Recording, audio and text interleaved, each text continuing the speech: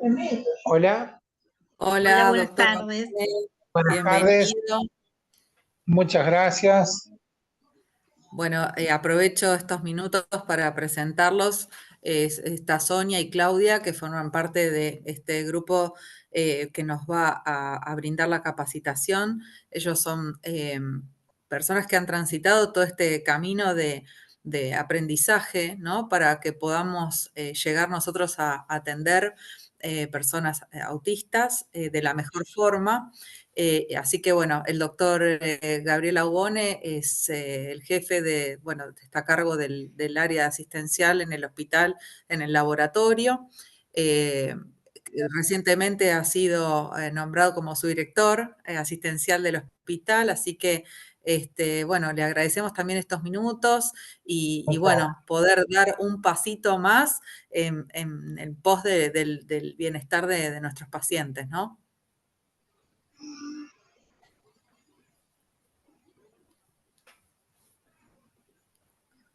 Bueno, nosotros queríamos agradecerles la convocatoria.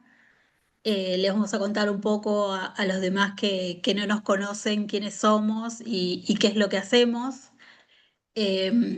Somos Sonia y Claudia, principalmente somos mamás de personas neurodivergentes y a raíz de eso nos unimos a una agrupación de padres autoconvocados que se llama Teje de Padres.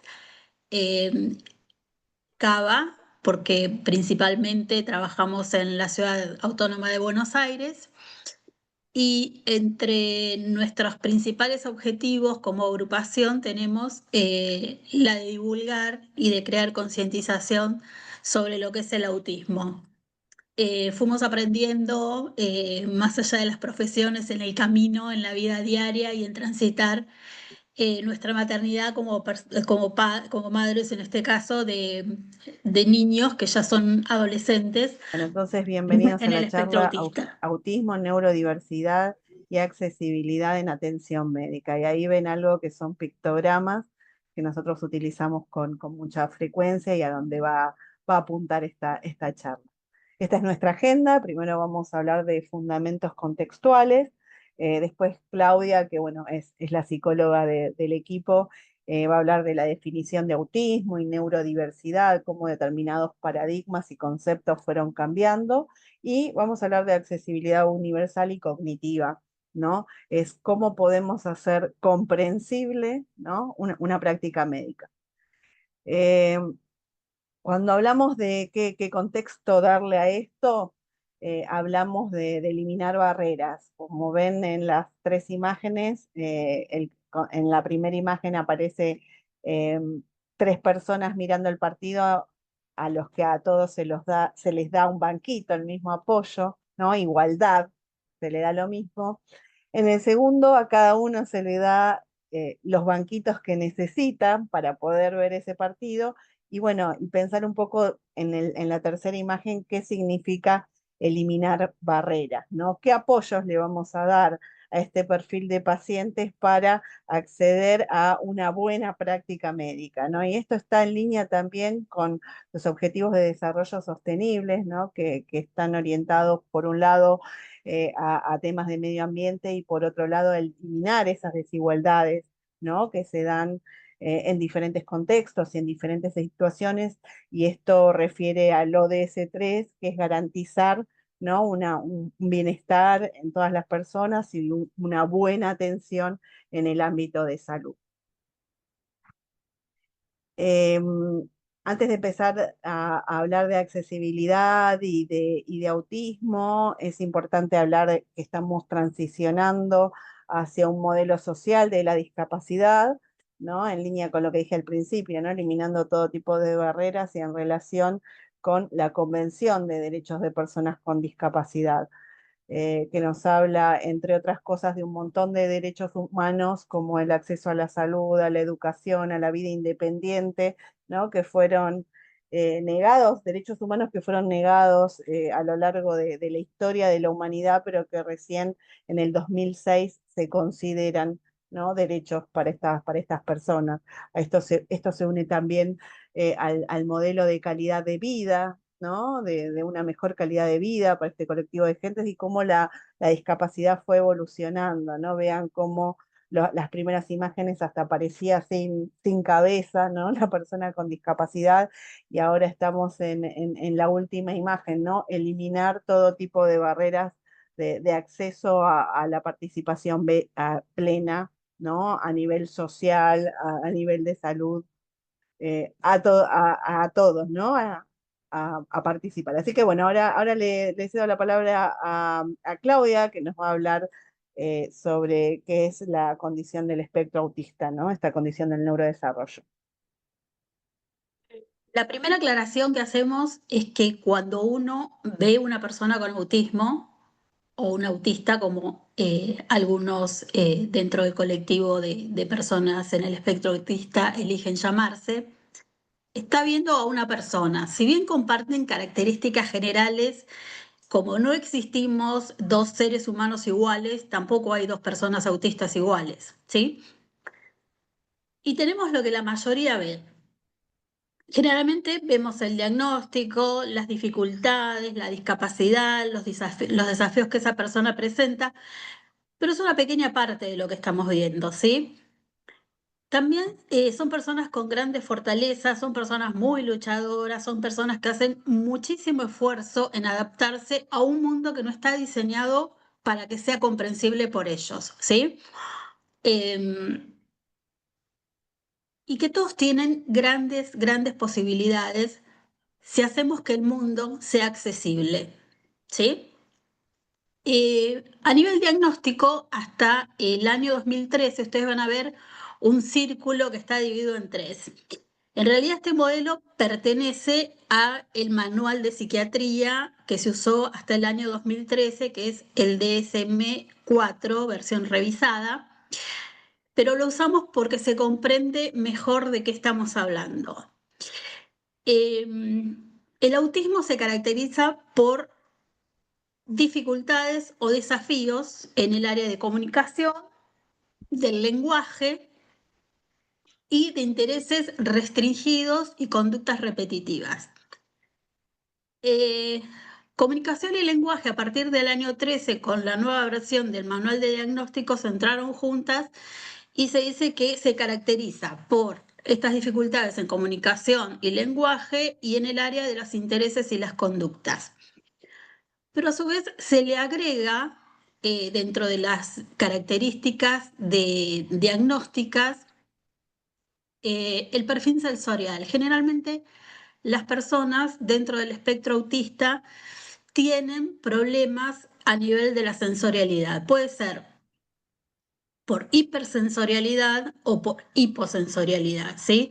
Qué sé yo, vamos a encontrar dentro del espectro personas que experimenten muchísimo dolor ante la menor cosa y personas que no tengan registro de dolor, por ejemplo. Y son los dos autistas, ¿sí?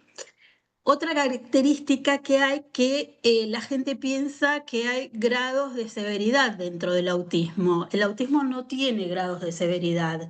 Es un enfoque que fue cambiando con los años, que tiene que ver con estos cambios que dice Sonia del cambio hacia el modelo social de la discapacidad, que no se centra ni en los síntomas ni en la patología. O sea que no vamos a encontrar personas que son menos autistas o más autistas, a pesar que si leemos el manual habla de diferentes grados de autismo, habla de 1, 2 y 3, pero esos grados no están definidos en cuanto a la severidad del cuadro clínico, sino en cuanto a la necesidad de apoyos que tenga esa persona para poder vivir dignamente, con libertad y de manera lo más autónoma posible. Entonces, vamos a encontrar, volví atrás, que vamos a explicar las combinatorias dentro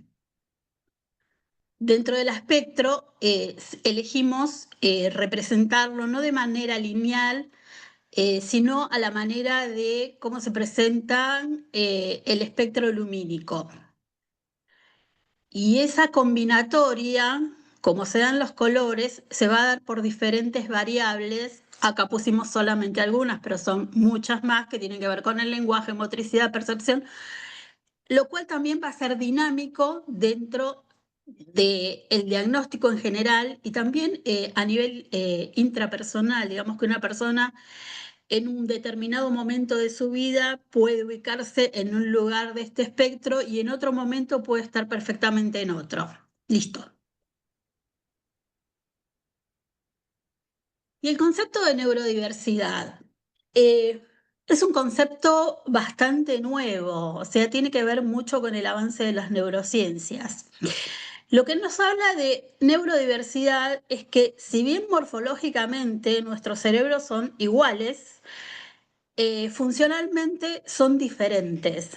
Tiene que ver con el funcionamiento neurocognitivo. Y fue precisamente la doctora Zinker la que dijo que hay una variación infinita en el funcionamiento de los cerebros y mentes humanas. Y a esto se refiere la neurodiversidad. Actualmente no, al autismo se lo considera como una forma de neurodiversidad, donde dentro de la población tenemos personas neurotípicas y personas neurodivergentes. Los neurotípicos, si uno imagina, no sé si recuerdan en estadísticas la famosa curva de Gauss, sería la mayor cantidad de población que se agrupa en el centro de la curva, y los neurodivergentes serían las dispersiones que se dan en esa curva de mayoría de personas. Dentro de las neurodivergencias no solamente están las personas con TEA, sino que van a estar las personas con TDA, las personas con dislexia y varias DEAs más. 1 en 32 es la prevalencia de personas dentro del espectro autista. Es muchísimo. Generalmente todos piensan que son muchos menos. Me acuerdo cuando diagnosticaron a mi hijo hace 17 años, la prevalencia era 1 en 110. Esto no significa que haya una epidemia ni nada de esto, sino que tiene que ver con la atención que se ha puesto a identificar los casos de autismo, el mayor conocimiento de los profesionales y la mayor cantidad de diagnósticos que se están haciendo. Esto Si bien según el... Sí, Perdón. Argentina no tiene, a pesar que hay una ley que dice que tiene que hacer estadísticas sobre los casos de autismo, Argentina no tiene estadísticas sobre autismo. Entonces lo que se hace es tomar la estadística que hace el CDC de Estados Unidos, que hace en 14 estados a la edad de 8 años un corte de los casos identificados dentro del espectro autista. Y esto le da la prevalencia de que de los chicos evaluados a esa edad, 1 cada 32 encaja dentro de un cuadro de trastorno de espectro autista.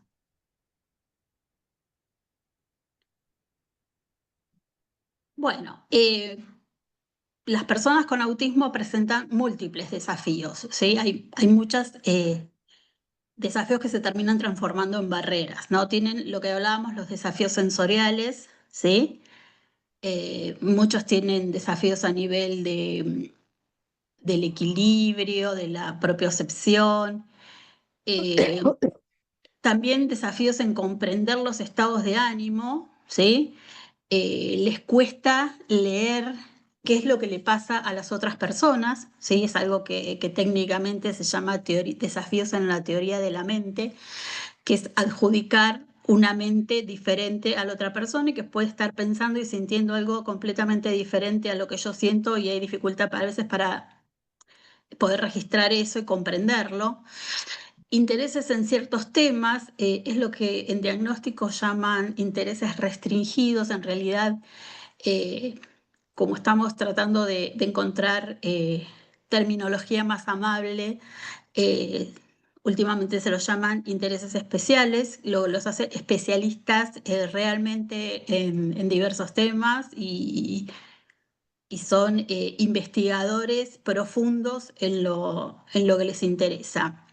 En la forma de comunicarse, no todas las personas con autismo son verbales, con lo cual hay sistemas alternativos y aumentativos de comunicación. Y los que hablan generalmente tienen como hasta una cadencia especial. Hay muchos que hablan, parecen neutro. Por ejemplo, mi hijo habla en neutro, parece centroamericano. Y también tienen otra característica que es que son literales, ¿sí? Hay dificultad de entender metáforas, dobles sentidos, con lo cual la mejor forma de expresarse y hablar es hacerlo de manera directa y simple, sin abundar en metáforas, dobles sentidos y este tipo de cosas, porque se les dificulta mucho la comprensión. También por esto que el lenguaje es una función social y sus dificultades para comprender los estados de ánimos hace que les cueste ser amigo y tener vínculos sociales, y también les cuesta aceptar cambios. Esto tiene que ver con que lo que es constante, es regular y es previsible les da tranquilidad. Hay autistas que dicen que la emoción que predomina en ellos es la ansiedad. Entonces, si están en un ambiente controlado, previsible, que saben lo que va a pasar, está perfecto, ¿sí? Es como que están más tranquilos, más receptivos, más colaborativos. Ujú. Después otro cambio que hubo es respecto a la simbología de cómo se identifica el autismo y que seguramente va a ir cambiando, cómo se representa. Algunas veces van a ver algo que ya no se utiliza más, pero que a veces aparece, que es una pieza de paddle, que es la pieza que le falta para entender el mundo, y bueno, es algo que ya no gusta. Después se eligió el color azul, ¿no? Porque representaba que había más cantidad de hombres que de mujeres. Eso es algo que todavía se está evaluando, porque bueno, la manera de evaluar el autismo siempre fue orientada a hombres, y las mujeres presentan determinadas diferencias respecto a cómo se manifiesta el autismo, y el que más se está utilizando actualmente es el símbolo de infinito, por las infinitas formas de ser, ¿no? Pero esto puede seguir cambiando, pero es importante saber o mencionar, ¿no?, qué pasa con respecto a este tema. Ahora lo que le vamos a pasar es un video donde ustedes van a poder ver cómo percibe el contexto una persona con autismo. Díganme si se escucha, porque acá el sonido es fundamental. Ok, muevo esto. Ahí está. Ahí vamos. ¿Se escucha? Sí.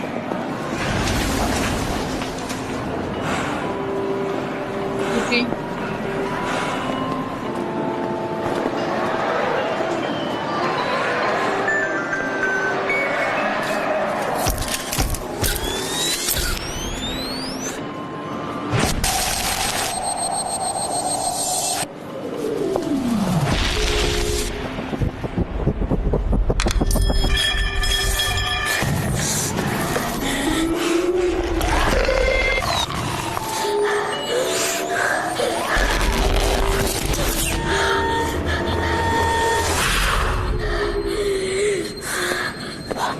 Two, three, four, five, six, 7, 8, 9. Take my hand.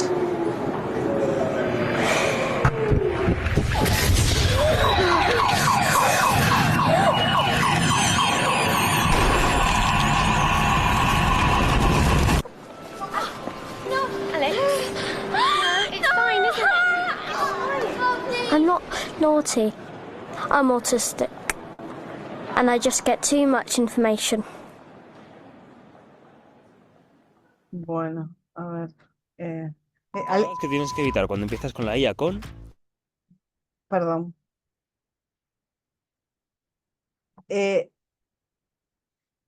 ¿Quieren comentar algo con respecto a lo que vieron?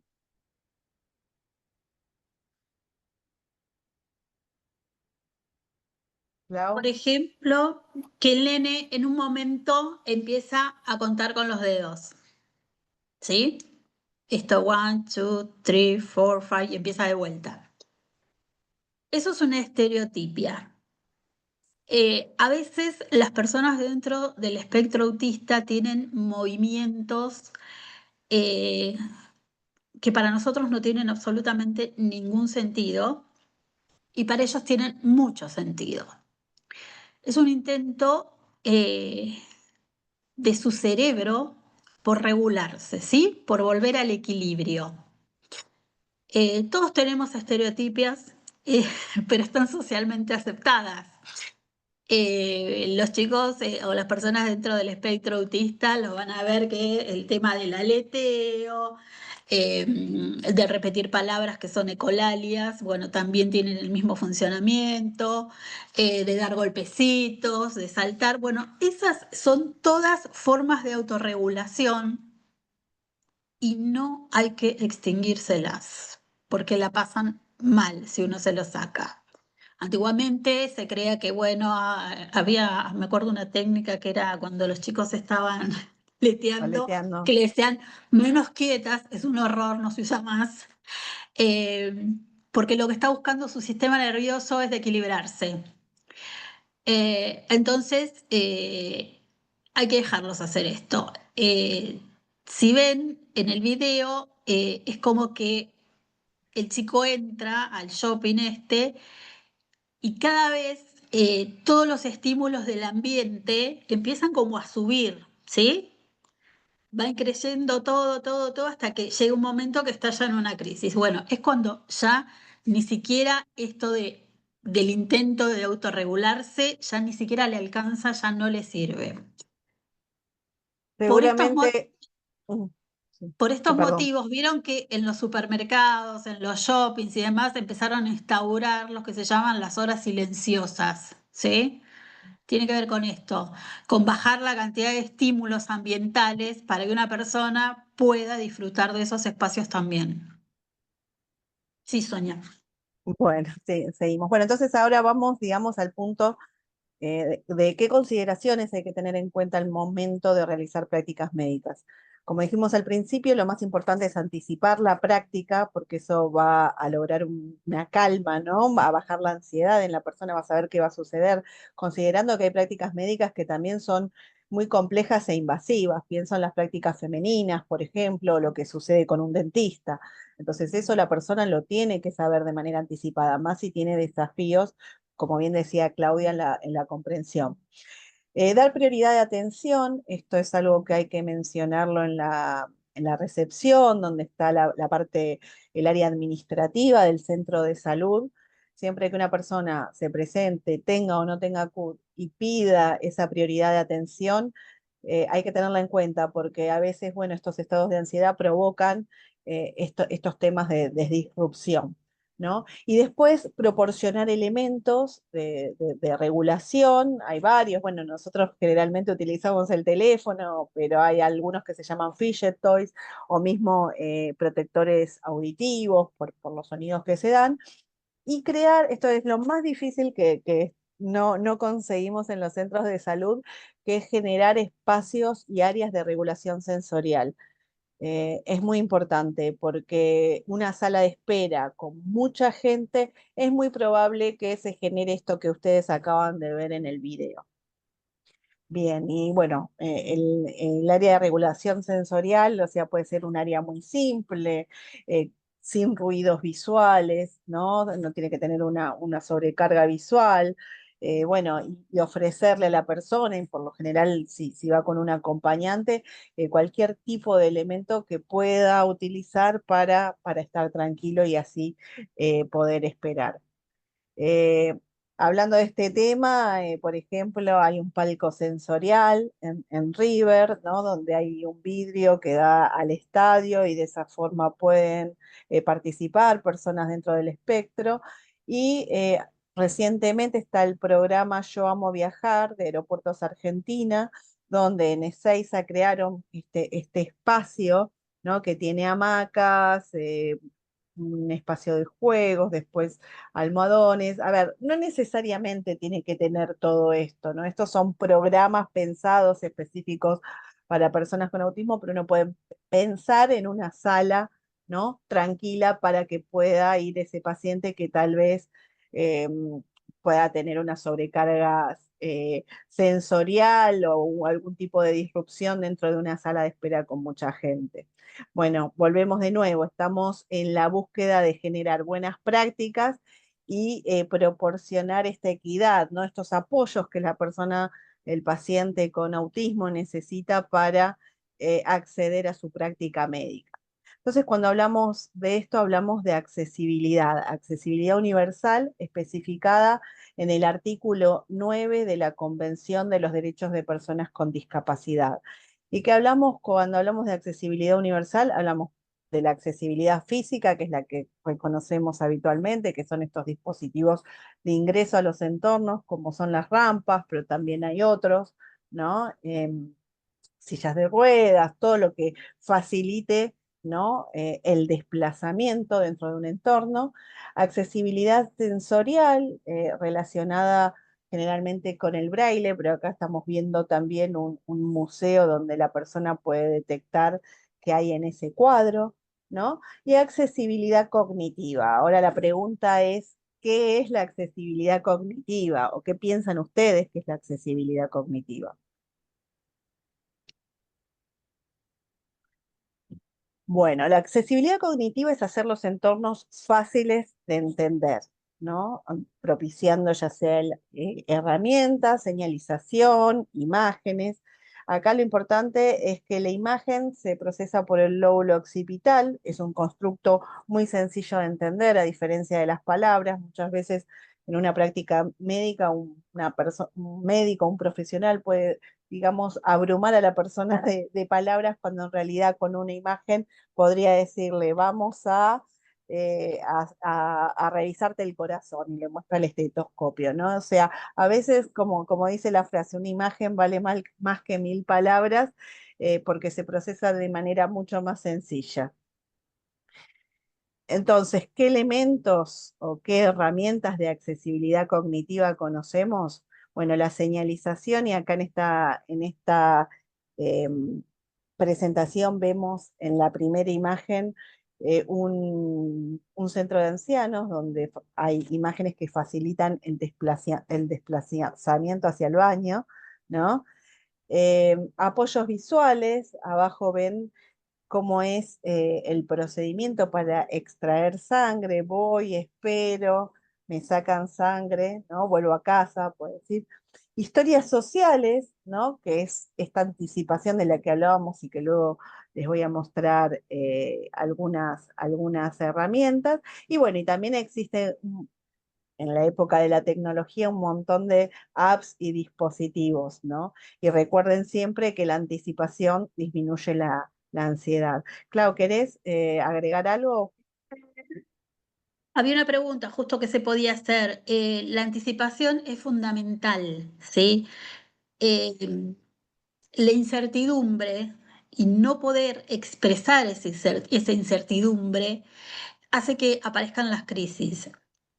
A veces usamos la anticipación y la crisis está igual y bueno, hay que dotarse de paciencia y de intentos, ¿sí? A lo mejor a la primera sale genial y se destraba algo que parece imposible y a lo mejor hay que hacer más de un intento, pero siempre tener los apoyos y visuales y tener la anticipación previa va a facilitar muchísimo todo.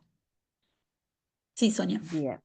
Bien, bueno, acá una psicóloga creó esto que lo utilizaron en un centro médico de provincia de Buenos Aires, Me Duele, ¿no? Que es una placa con las diferentes partes del cuerpo para que la persona, tal vez no verbal, pueda indicar qué le está doliendo. No sabemos si esto puede servir para todas las personas, pero bueno, es un recurso, ¿no? Que puede haber en un centro de salud para facilitar o identificar, ¿no? Cuál es la zona de dolor.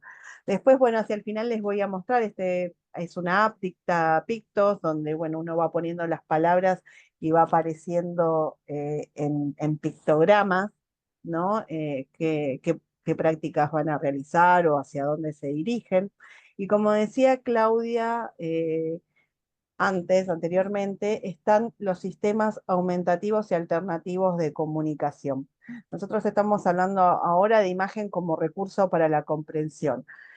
Un sistema aumentativo y alternativo de comunicación son instrumentos que se utilizan, valga la redundancia, para la comunicación y que las personas, por lo general no verbales, llevan con ellos, ya sea el colegio, el centro médico, ¿no? Porque por lo general tratamos como de entender, ¿no? ¿Qué tratan de decirnos, como se ve en la primera imagen, pero bueno, estas carpetas ayudan a algo que se llama intercambio de imágenes para que la persona pueda decir, quiero agua, me duele tal parte del cuerpo, ¿no? O puede ser ya en una instancia más avanzada por dispositivos. Con lo cual es una pregunta interesante que se puede hacer al paciente o al acompañante si la persona es no verbal, es tiene un comunicador, ¿cómo se comunica? ¿No? Es una pregunta como para también interactuar directamente con el paciente y no con la persona que lo acompaña, ¿no? O sea, este es un punto importante. Y bueno, y como también dijo Claudia antes, la importancia de anticipar con una historia social. Nosotros ahora cuando terminemos la presentación, Claudia les va a pasar algunas historias sociales, como por ejemplo esta de Fundación Ana, que es de España, de una resonancia magnética, ¿no? O sea, mostrar la imagen de qué se va a hacer con esa persona cuando entra al consultorio. Pero hay historias sociales también, como por ejemplo la que ven de cómo viajar en tren y qué hay que llevar, qué va a pasar, cómo me subo al vagón. Bueno, todo eso se puede hacer con imágenes para que la persona comprenda el entorno y la situación, ¿no? Ahora, la pregunta que nos tenemos que hacer es si cualquier imagen puede servir como recurso para la comprensión. Y la respuesta es no. ¿No? No cualquier imagen. La imagen tiene que ser simple y clara, pero vean que esta es una imagen donde, la primera, ¿no? Donde marcan los baños, es una reconocida estación de servicio y no termina de ser clara. La imagen es simple, pero no termina de ser clara. Sin embargo, la otra es de diseño universal, ¿no? Con pictogramas simples, sencillos, que todos entendemos, y sí sabemos cuál es la señalización del baño, ¿no? Cuál es de hombres y cuál es de mujeres. Después otro tema importante es que si ustedes deciden señalizar para que el entorno sea más predecible, para que la persona pueda saber dónde está, digamos, cada consultorio, es importante tener en cuenta dónde ubicar la imagen, ¿no? Eh, Como les mostré antes, en el centro de salud de adultos mayores, está ubicado más o menos a 1,5 metros, ¿no? Entonces es intuitivo saber cómo acceder al baño de ese centro de adultos mayores. Ahora vean cómo colocaron una sala sensorial en una muestra de arte acá en Argentina. La colocaron en un lugar muy alto, ¿no? Entonces es importante tener en cuenta la ubicación y que también no exista ruido visual alrededor. A veces ponen la señalización y alrededor le ponen un montón de publicidades o promociones o cuestiones. Bueno, entiendan que la señalética sirve para que el entorno pueda ser más predecible para personas con desafíos cognitivos. Bueno, en torno a la señalización, por lo general esto se hace en PVC espumado o de alto impacto. Acá tenemos el caso de Basterrica, ¿no? Que ahí está el laboratorio, señalizaron los ascensores, los consultorios. Vean que no pusieron más de un pictograma o más de un cartel, más de dos, perdón, en la zona, ¿no? En el área, no más de dos, sino que hay. Esto fue en provincia de Buenos Aires, que utilizaron, como les mostré antes, esta placa para que la persona pueda indicar que le duele. Puede servir como no, si la persona está entrenada en pictogramas, seguramente pueda entender esta placa. Hay personas que tienen una difícil capacidad de abstracción, con lo cual habría que mostrar otro tipo de elementos, ¿no? En muchos casos. Y bueno, y en PVC espumado hicieron, ¿no? Los carteles. También en Merlo, donde está el médico, médica, la trabajadora social, ahí armaron también Esto es acá en Ciudad de Buenos Aires, en una clínica. Vean que también señalizan con pictogramas a aquellos pacientes que tal vez tengan riesgo de caerse, ¿no? Que se levantan, sobre todo sucede mucho con los adultos mayores, y qué tipo de prácticas se les va a realizar. Para utilizar pictogramas es muy sencillo, creo que está en uno de los videos que les pasamos, pero es desde la página de Arasac. Arasac es del gobierno de Aragón, de España. Uno pone la palabra, yo ahí puse resfriado y aparece la imagen, ¿no? Y así se descarga, se copia y se ponen en el documento que uno quiera armar, o bien una planchuela, una señalización, o bien conversar con un paciente. Después en Fuenlabrada también armaron como un catálogo que también es de fácil acceso. Uno coloca 4 pictogramas tal vez de una secuencia, de una práctica, y bueno, y los descarga de manera directa. Eso también se va junto con lo que le vamos a pasar al final de Esto la es muy presentación. práctico. Este es muy práctico. Yo tuve la necesidad de usarlo ante una urgencia de mi hijo y la verdad que funciona muy bien, porque solamente uno pone los 5 pictogramas que necesita y ya se comprende. Pero como decía Sonia, hay que estar seguro que la persona está entrenada en el uso de pictogramas porque es, no sé, pensar en imágenes es como construir un lenguaje también, ¿no? Ujú, Es como si fuera un lenguaje visual. Entonces, ujú. digamos que no, hay gente que supone que por presentarle la imagen solamente la persona ya va a entender todo y no siempre es así. Sí, esto al colocar la imagen también se puede imprimir. Vean que ahí ustedes colocan las imágenes que eligieron, se imprime y bueno, y ya tienen, digamos, un catálogo con 4 imágenes o 5 imágenes. Después hay un dispositivo, una app que se llama Listen All, que sirve para las personas con hipoacusia. Entonces uno va hablando y eso va traduciendo, ¿no? El lenguaje en palabras grandes. Entonces la persona puede leer a medida que uno va hablando con esa persona.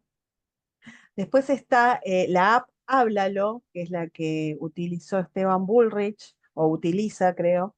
Que a mí me sirvió. Yo tuve una intervención me sacaron la vesícula. Pasa que cuando uno tiene esa intervención no puede hablar después de la operación. Entonces yo escribía lo que quería, o si quería agua, o si necesitaba algo, y eso automáticamente se transformaba en voz. Así que es una app que también tiene pictogramas, pero bueno, sirve para diferentes ocasiones. Y bueno, ya vamos llegando al final. Después les voy a buscar Picto Traductor también para que puedan ver cómo pueden funcionar ese tipo de- de aplicaciones. Pero bueno, es entender un poco lo que es el mapa de la empatía, ¿no? Esto se usa mucho en marketing, ¿no? Es tratar de entender cómo oye, qué ve, qué siente ese paciente con toda la información que nos brindó Claudia respecto a este perfil de paciente, que es una persona dentro del espectro autista, ¿no? Cómo se comporta y qué barreras existen en el entorno que tenemos que eliminar para que, bueno, esa práctica médica se consolide y sea una buena práctica, ¿no? Entonces, nosotros pensamos que muchas veces lo más importante, así como en esta serie de New Amsterdam, es importante preguntar, ¿no? ¿Cómo te podemos ayudar? ¿En qué te podemos ayudar? Primero al paciente, y bueno, y si el paciente por alguna razón no puede expresarlo, tal vez preguntárselo a su acompañante, pero es muy importante, ¿no? Esta pregunta, porque a veces tratamos de intuir qué pasa cuando en realidad si le ofrecemos determinados recursos, esa persona puede explicar cómo se va a sentir mejor o cómo puede afrontar, ¿no? Una práctica. Así que bueno, muchas gracias y estamos abiertas a cualquier pregunta que nos quieran hacer.